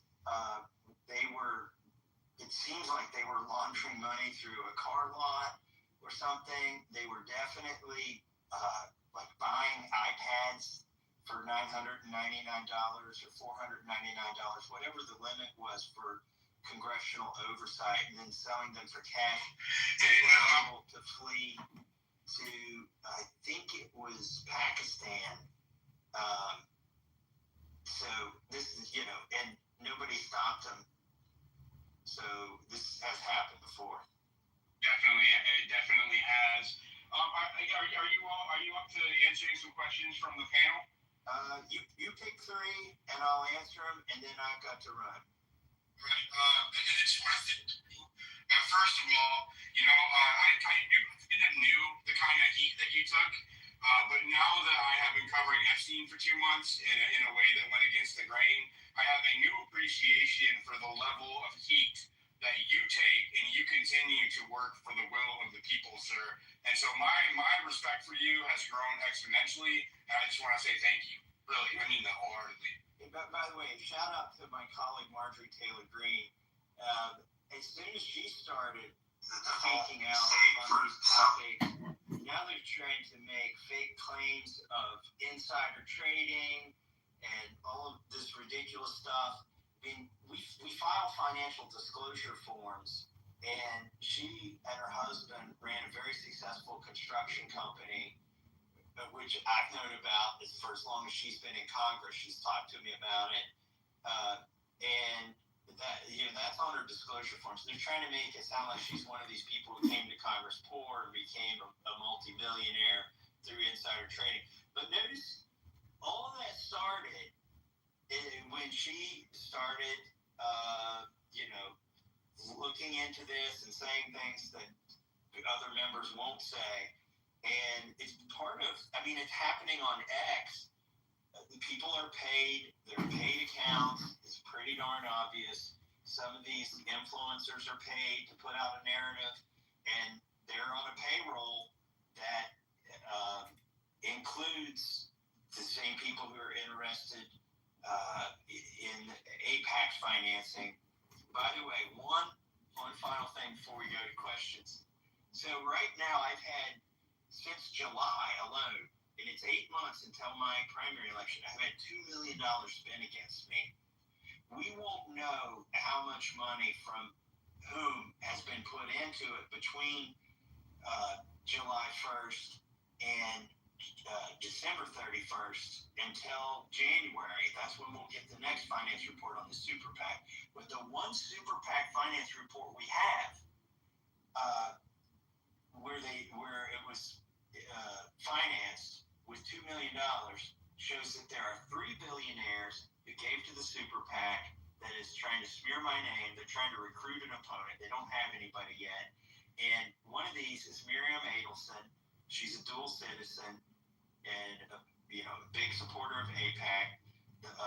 Another one is Paul Singer, he's given millions of dollars to APAC's other super PAC, which finances pro-abortion causes and transgender activism. He's financed that. And then the third billionaire, so it's 3 billionaires financing the smear campaign against me, is John Paulson, who is in the Epstein Black Book. Now, that's not an indication that he's guilty and is sent until proven guilty. And even just because you appear in the Black Book doesn't mean you're even indictable for anything. But I would say these billionaires are very upset that I am not voting for war in the Middle East, that I'm not voting for aid to Israel, and that I am going after this Epstein issue. So look for that smear campaign. Well, God bless you. God bless you. Yeah. Representative Massey. And speaking of, I know you're on your your representative account. Am I allowed to plug your campaign efforts now that you've shined a light on the efforts to shut you down? You have First Amendment rights to do anything. So I would advocate for all of my listeners right now, if you care about the Constitution, if you care about truth, transparency, freedom, liberty, and the things that our country was founded on, I will implore you, don't spend money on anything else. If you can afford it, please go to Thomas Massey's page, his website, and he has a plug. Actually, looks like he has a website on his profile, but he also has another account, and I'll just have you look it up. I believe it's Thomas Massey for Kentucky or something like that. And make sure you have the right one, okay? Don't spend any money. And donate to his cause, because he's going against the elite establishment. They are trying to discredit him. They are trying to smear him. There's foreign policy or foreign incentives here to try to shut him up. And he is willing to take the heat. And if you've seen what happened to me, right, and I know that you guys have, imagine the heat that he takes and what he goes through as far as smear campaigns go. So I will ask people to donate to your cause, sir. Well, I can't stop you from doing that. No, you can't. All right. I shared a link down below too in the purple pill. If you wanted to. Can you throw the Jumbotron? Yeah, go ahead and throw that up. We're going to throw the link for his donations up in the Jumbotron. You guys go support our Congress, our constitutional adhering congressman up here. All right, let's go to, I'm going to go, Nazi, do you have something you want to ask Representative Massey? She's doing what I asked her Yeah, to. I was just trying to post that real quick. I believe it went up there. I'll do it. Okay. So first of all, I want to say thank you, Representative Massey, for actually responding to my DMs. I'm really nervous right now. You are one of my favorites.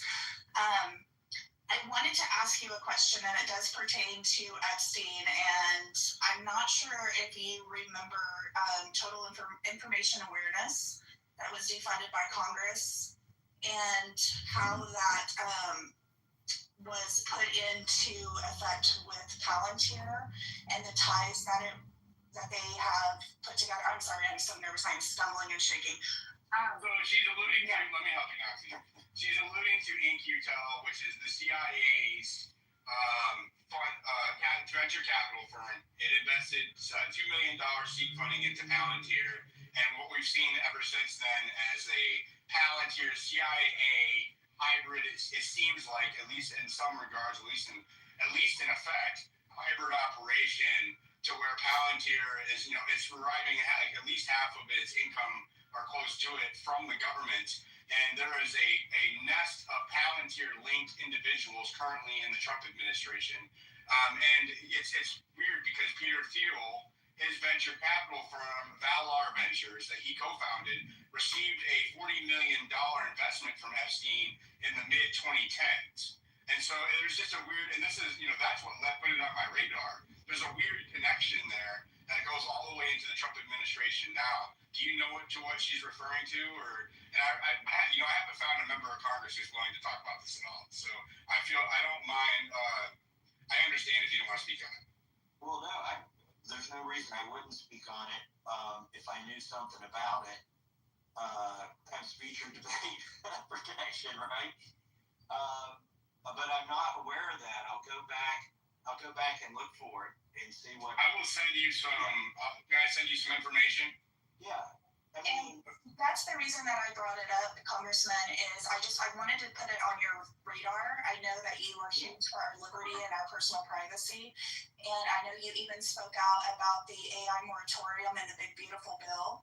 And I feel like there's a lot of chatter. There's not a whole lot of chatter about it on X, but there is some chatter about it on X. And we have done some really deep dives into this particular company and this person.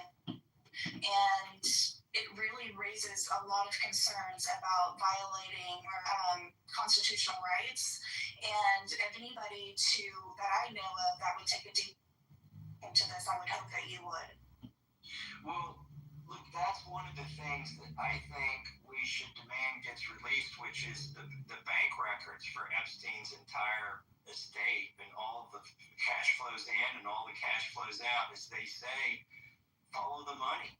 Right, that's the easiest way to figure out what was going on, and it could be that what you're talking about was a big fund and money was fungible. Who knows? But somebody behind the scenes was winking and saying, "Okay, we're going to put money here, and then you need to take it out and put it there." But I'm concerned, Congressman. I'm just going to, because this is important, and I want you to hear it. I'm concerned that the CIA links to Palantir and the Palantir links to the individuals in the Trump administration and what appears to be an emerging federal police force used through a Hegelian dialectic of open borders for the last 4 years and rampant crime is justifying the legal framework for the administration, and I'm not saying just Trump, but the administrative state, to enact a federal policing nationwide, and we are witnessing that unfold. And the DC is the blueprint, and they're telling us that they're going to do it nationwide. And I believe that through the Insurrection Act, the justification's been there because of what happened under the Biden administration. I don't know if the Insurrection Act gives them full authority, but you're going where I was thinking. Look, I'm in Congress. I'm not the executive branch or the judicial branch, but I do know unless they have authorization, they need authorization and they need appropriation from Congress. The executive branch does to do anything. So, I would blame my colleagues. I would blame the chairman of the committees that would be in charge of the authorizations for that to happen. And then every year we do appropriations. And with the exception of things like the Federal Reserve and the CFPB, which is an animal that never should have been created, both of those are, nothing gets money without appropriation from Congress. And we have the authority to stop whatever's going on. It could be just one amendment to an omnibus bill that says none of the money hereby appropriated shall be used for, and then you could put the things you don't want it to be used for. This is what I lament about having Speaker Johnson, is he will not allow amendments like that to even get a vote. Whereas, say what you will about Kevin McCarthy, we had over 400 amendments voted on during the appropriations process. I even got a vote on whether the Department of Education should exist during the appropriations process. But that's all been shut down in Congress now, for the most part, under Speaker Johnson. They'll, instead of allowing 100 amendments, they might allow 4 or 5 amendments per appropriation. It's just so strange to me that so many diehard MAGA and Republicans are cheering for the expansion of a police state, like they've completely forgot what happened during January 6th, you know? And post January 6th. There's definitely some cognitive dissonance going on. Definitely, 100%. Okay, Alex, and then we'll go to Senator Shane if he wants to ask a question. I know that he gets nervous about public speaking, and then we'll wrap it up. Go ahead, Alex. How's it going? Just want to say I appreciate you being in Congress. You are like the one politician that I have like a semblance of trust for, and I really appreciate you. Bringing attention to the Epstein files even after it's out of the news cycle. We follow each other. We follow a lot of people, but what we do is we catch online child predators across the country, and that extends to like molesters and all of that stuff too. We come across a lot of really bad people, and obviously, it's a very common thing. But what I just want to ask you is, why do you think that all politicians, for the most part, are so apprehensive to call for the files to be released? Like, do you think they're protecting themselves or donors or both, or what do you think it is? I think there's two kinds of motivation here. At the sort of an inner circle of motivation, where I believe the American people would be really upset if they found out our own national security apparatus employs people like Jeffrey Epstein and sex trafficking and things that are beyond the law. I believe that's a possibility. I think that this could tap into that. Okay. At another outer layer, like that would be the inner circle of motivation. Just beyond that is a set of billionaires who frankly, they're part of the uniparty. They're not that partisan. They are transactional. They want their special favors for their businesses. They're almost all socially very liberal. And I don't mean in a libertarian sense. They would be for funding transgender, and they're for transhumanist, initiatives and things like that. Those folks were in Epstein's circle, and I believe there's embarrassment there. So, and so that's the next circle of motivation. But most of my colleagues are going to be motivated because they don't know these billionaires, and they're clueless as to how our intelligence apparatus works. So most of my colleagues who are trying not to vote on the Epstein files just simply don't want to get on the wrong side of Trump. That's their entire motivation here, because their re-election hinges on being in good graces. And that, again, is one of the reasons the billionaire class is running attack ads on me right now, is to keep the other congressmen cowering on this issue. So those are your three motivations. Embarrassment at the center level, I think this could implicate how our national security apparatus operates outside the law or the Constitution, in much the way Edward Snowden had revelations. There could be revelations that big in these Epstein files. And then the next circle is the billionaires who don't want to get embarrassed because they've been playing in this little swamp and operate outside law. But the biggest circle around all of that is just people who are scared to go against the administration and Trump, and that might include Pam Bondi. I see. Go ahead, Adam. Yeah, I see. I appreciate the answer, but I guess my next question would be, why do you think none of them were calling for it to be released then? Because I saw tweets from you back in the day when Biden was in office that you were calling for it to be released. That doesn't apply to you, but if it's not to go against Trump, why do you think they weren't calling for it in the 4 years that Biden was in office, or when Trump actually arrested Epstein in 2019? Well, I'm talking about Republicans, first of all. Like for Democrats, with the exception of Ro Khanna and some people who are genuinely motivated on the Democrat side of the aisle, a lot of them are hoping that Trump gets snared up in this. So that's their motivation. By the way, something else I wanted to say on this space is people, a lot of times in comments on my posts, they're like, well, why don't you just talk to Trump, or why don't you just talk to Pam Bondi? You're assuming I haven't. Like, I do. I have. I asked Pam Bondi for these files in a private dinner in April. Because I'm on the Judiciary Committee, we went over to her office and had dinner, and it was very nice, and we were each kind of, we went around the table. Members of the Judiciary Committee could ask the Attorney General questions, and I told Jim Jordan, I said, listen, I don't want to embarrass anybody here, but I want to ask about the Epstein files. And he said, Massey, you do what you want, ask whatever you want.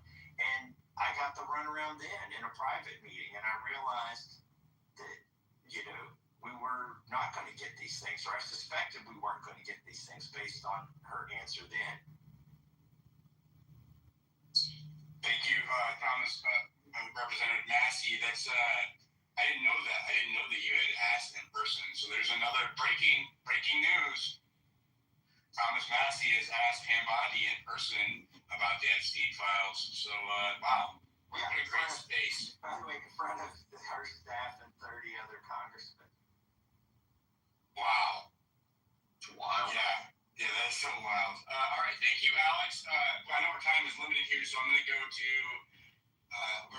Shane. Senator Shane, sir, do you have anything that you would like to ask the congressman or say? Yeah, thank you, Congressman. I've been following you and appreciated your last tweet where all the criminals had gone home, so why were they beating up police in Fort Garrett? That was hilarious. We founded the Freedom Caucus last year and was able to run it through here in Oklahoma with a lot of conservative initiatives. So we've dealt with the swamp on a state level, similar to what I see you doing up there. It takes a lot of courage. My question is, how is your experience working with our congressional delegation from Oklahoma? I put a lot of their contact information down below so that people could reach out to them if they're from Oklahoma. So I have them ready available. My congresswoman in particular is Congresswoman Stephanie Bice. Do you think she would be amenable to signing on to your request for the Epstein files? I think your answer to that would probably be very telling, but any other open-ended commentary you'd like to make on our congressional delegation, because we're looking at making sure that our conservative values are being represented up there like you do for the good people in Kentucky. Well, I don't have anything disparaging to say about any of the Oklahoma delegation, but I would say Josh Burkeen might be your best bet for getting a signature on this discharge petition. And again, he's the one I talk to the most, and it's kind of cliquish up there. He's in the Freedom Caucus, I'm not, but I see him almost at every vote when we go to the floor of the House, and I talk to him quite a bit.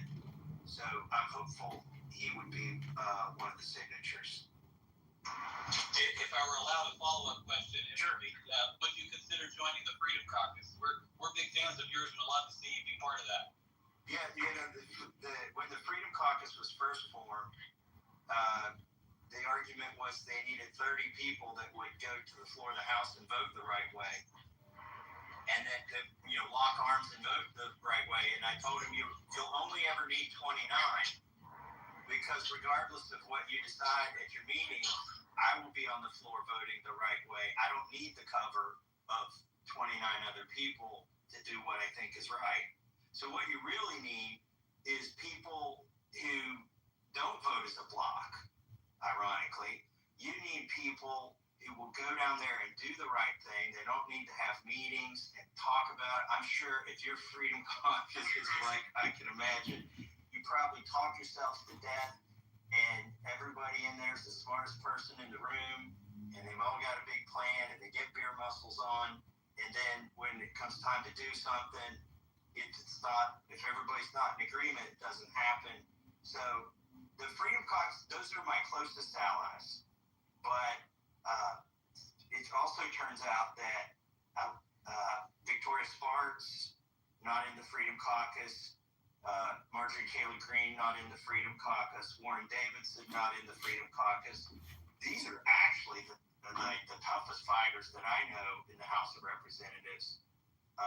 So I would say if you have a member of Congress who gets elected, probably the Freedom Caucus is a good thing for them to join. It would be a good indication to you that they're at least willing to say they're conservative when they get to Washington, D.C., but I wouldn't put much weight into what caucus somebody is in. Just look at how they vote. You want to respond to that, Senator? I couldn't agree more.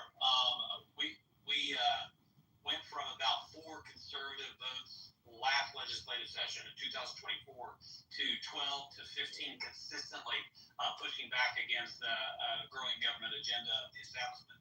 So we wrestle with that battle because we have a lot of conservatives like yourself who vote with us, but they're not really joiners. But I agree wholeheartedly. If you have the courage to vote your conscience, you'll end up pretty much voting like a Freedom Caucus member. Hey, by the way, the fact that you're on this Twitter space tells me you're one of the best ones there in Oklahoma. I don't need to know much more. And also the fact that you're trying to help your federal delegation, find the right path up there, because I know that gets you in trouble. Just the fact that you've been on this Twitter space is going to make some of them upset. It's going to make your leadership upset there in Oklahoma. So my hat's off to you, brother. Well, I appreciate that coming from you. A tremendous amount of respect. Thanks, sir. All right. Well, see, I've been on here an hour. I was just going to do half an hour. I think I'm going to have to hop off of here. It was good talking to you all. Thank you to everybody who's on this Twitter space. You're now on Massad's list, and your phone will get hacked and all that good stuff. But it was fun while it lasted. Thank you, Representative Massey, for having the balls and the courage to do what you're doing. And again, you guys can go support him in the link up in the Jumbotron. And Mr. Massey, I have been under threat since covering the Epstein files. I just alluded that I might come to D.C. Can you give me some tips to stay safe if I come down there? Because I have been threatened quite a bit. But I'm just going to publicly declare, right, if I do go to D.C., I'm not suicidal. I'm not doing anything risky. And I'm going there just to cover that event. So if I do go, I will definitely be in touch with you, sir. Thank you again. Yeah. All right. Look me up. Well, it's a swamp, but my office is a lily pad. Got you. I got you. All right. We'll talk to y'all later. Thank you, Thomas Massey. I appreciate it. Thank you, Noxie, for inviting me. Yeah, good job, Noxie, getting him in here. Thank you so much. All right. That was good, man. We got some breaking news on that one. I want to know what what's going to drop in September that's going to make it hard. They got some. He said that somebody had some juice. I want to know what the juice is. Ooh, this is going to be interesting. Let me get the stage filled up here. Bottom right corner, repost the space down in the comments section, and we will continue continue this conversation. Sorry, I know a lot of people didn't get a chance to speak or come off stage or ask, but it's a limited time, and I promised before that I would have, that I would be very selective with the questions, not who, but the amount of questions that he would get asked, because again, he gave us an hour, and we only had 30 minutes, so really appreciate that from the congressman. Noxie, good job getting him in here. What did you think? Well, first of all, I want to say thank you for having my back whenever I was completely fangirling and stumbling over my words. That was very appreciated. I'm really looking forward to what he has to bring in September, and I'm incredibly thankful for somebody to be standing up and digging into this whenever it feels like we just keep running into one brick wall after another. And he was absolutely right about my very own state senator's jet. He is one of the best here, and I am a loud, vocal person cheering him on, and I am very thankful.